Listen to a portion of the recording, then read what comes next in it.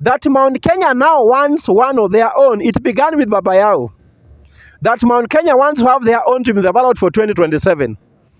And I saw Martha Karua there, I saw Kioni there, and they are members of Azimio. When they start saying that, and Martha Karua and Kioni are also saying that they are also in Azimio, yet the narrative that Mount Kenya must have their candidate, yet within Azimio they are seeming to have agreed there's a candidate when Raila goes to AU, then that can kill Azimio unity.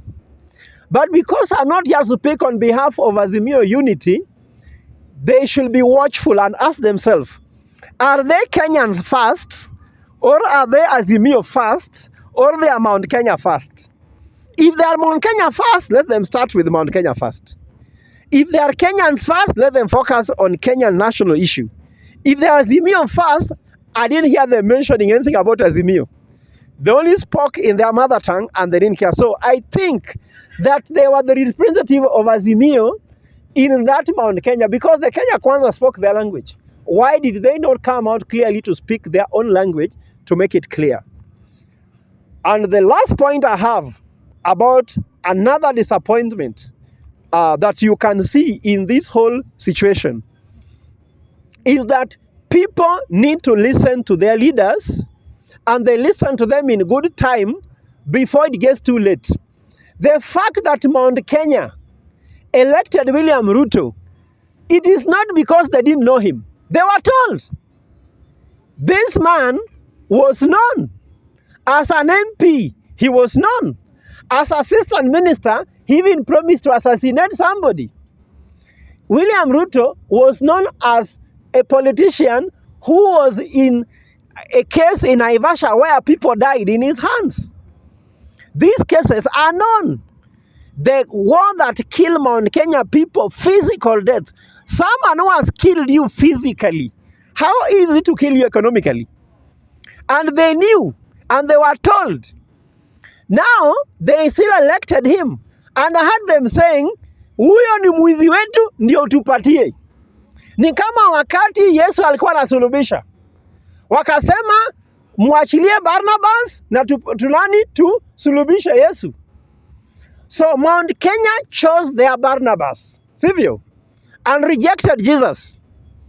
Jesus then was Raila Odinga. And because Jesus was Raila Odinga, Jesus now should just go to AU. Jesus has gone to heaven. Last Sunday we celebrated in the church Ascension. Jesus went to heaven, sivyo? Yeah. Let Raila be lifted up, isn't it? Baba be lifted where? Up. Be lifted where? Up. Those remaining down is up to you. Akiwangukia akirudi ni shida yenu. Hiyo sio shida yetu, sivyo?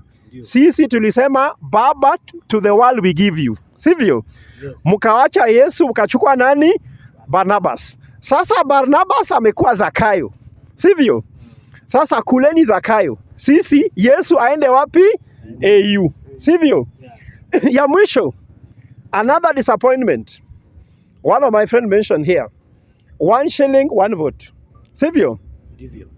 This thing of 1 shilling, 1 vote, it shows that the people in Limuru 3 have no creativity because there's nothing new.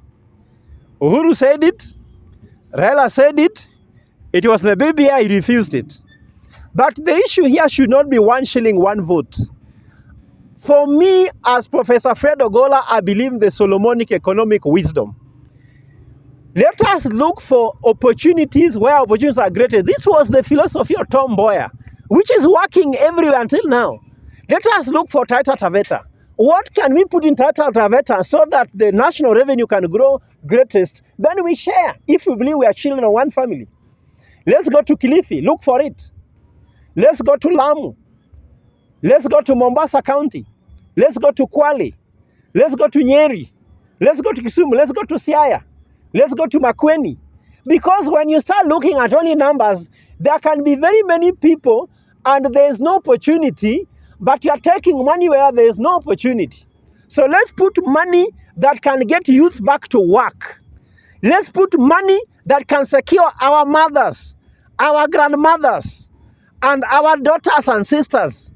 We should not just throw money at population. If you want where money is, then take that money to China. Chinese are more than Kenyans.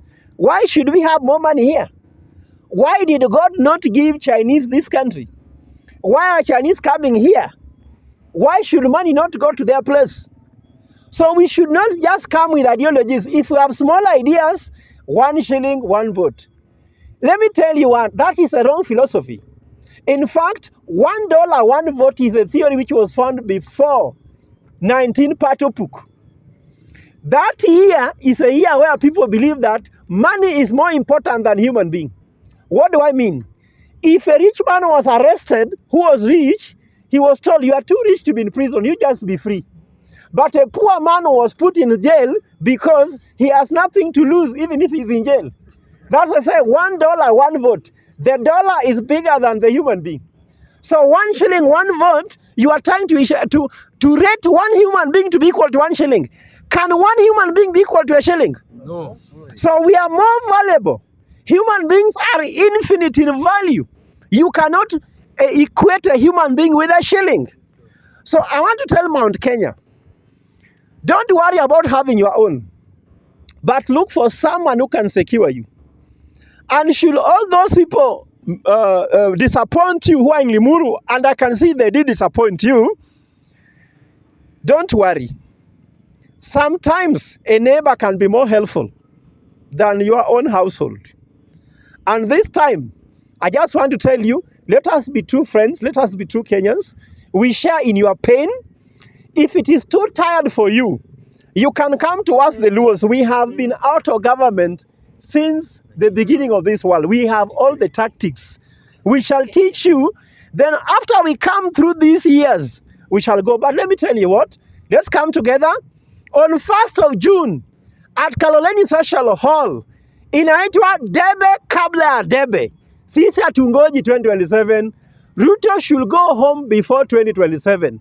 We are launching a bill to recall the president directly on what is called debe kabla ya debe.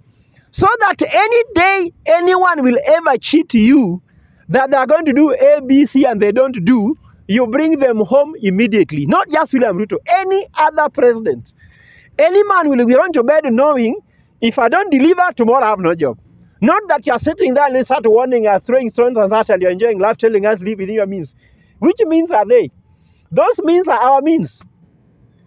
How did you get those means? Through us. So we are your means.